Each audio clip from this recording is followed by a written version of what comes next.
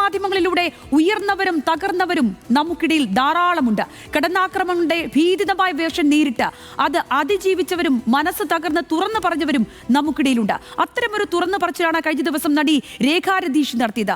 അങ്ങേയറ്റം സങ്കടം സഹിക്കവയ്യാതെ രേഖ നടത്തിയ തുറന്നു പറച്ചിലുകൾ കേൾക്കുമ്പോൾ പലരും മനസ്സിൽ ചോദിച്ച ആ ചോദ്യമാണ് ഇന്നാദ്യം. യൂട്യൂബർമാർ അതിരുവിടുന്നുണ്ടോ? പൊതുസമൂഹത്തിന്റെ വിലയിരുത്തൽ കേൾക്കാം. ജോയ്മോൻ ചോദിക്കും ആ ചോദ്യം. ജോയിലേക്ക്. ദിവസമാണ് യൂട്യൂബേഴ്സിനെതിരെ ആരോപണവുമായി നടി രേഖാ രതീഷ് രംഗത്ത് വരുന്നത്. യൂട്യൂബേഴ്സ് അതിരുവിടുന്നു. ജനങ്ങൾക്ക് എന്താണ് പറയാനുള്ളത്? അവരുടെ പ്രതികരണങ്ങൾ ചോദിച്ചറിയാം. മൊത്തത്തിൽ നമ്മളെ സമൂഹത്തിലുള്ള സൊസൈറ്റിയിലുള്ള ചാനലുകൾ അതിലിടുന്നുണ്ട്. യൂട്യൂബ് ചാനൽ എനിക്ക് തോന്നുന്നുണ്ട് അതിലിടുന്നതായിട്ട്. നമുക്ക് തോന്നിയിട്ടുണ്ട്. പക്ഷെ എന്നാലും ഞാൻ അത്രയ്ക്ക് സജീവമായിട്ട് ഇതിലൊന്നും അത്ര നമ്മൾ നോക്കിക്കൊണ്ടിരിക്കുന്ന ആളല്ല.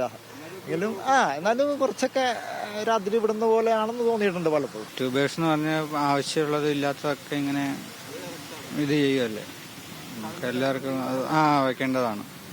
ഒരു എന്തെങ്കിലും ലൈസൻസ് ഏർപ്പെടുത്തുമോ യൂട്യൂബേഴ്സിന്? അങ്ങനെ എന്തെങ്കിലുമൊക്കെ ഒരു നിയന്ത്രണം വേണ്ടത്.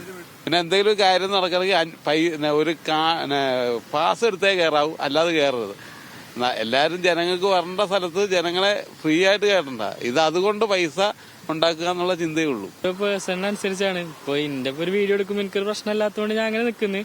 അത് വേറെ ആൾക്കൊരു പ്രശ്നമാണെന്നുണ്ടെങ്കിൽ അങ്ങനെ ചെയ്യാൻ പാടില്ല. അത് ആരുടെ അഭിപ്രായം കൂടി ചോദിച്ചിട്ട് വേണം ചെയ്യാൻ വേണ്ടിയിട്ട്. പല യൂട്യൂബ് ചാനലിൽ ചില ഫേക്ക് ഐഡിയകളും ന്യൂസുകളും ശരിയല്ലെന്ന് നമുക്കറിയാം. വെറുതെ ആൾക്കാരെ അത് കാണാൻ വേണ്ടി അവർക്ക് എന്തെങ്കിലും വരുമാനം കിട്ടാൻ വേണ്ടിയുള്ള ഒരു പേഴ്സണലായിട്ട് എല്ലാവർക്കും ഒരു സ്വകാര്യമായിട്ടുള്ള ഏരിയ ഉണ്ട്.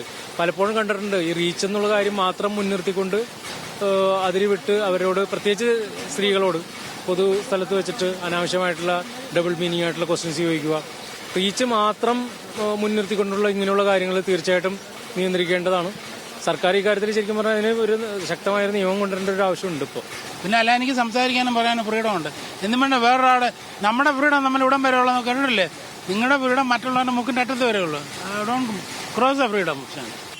കൊച്ചിയിൽ നിന്ന് ക്യാമറാമാൻ അക്ഷയ്ക്കൊപ്പം ജോയ്മോൻ ജോസ്, ന്യൂസ് മലയാളം.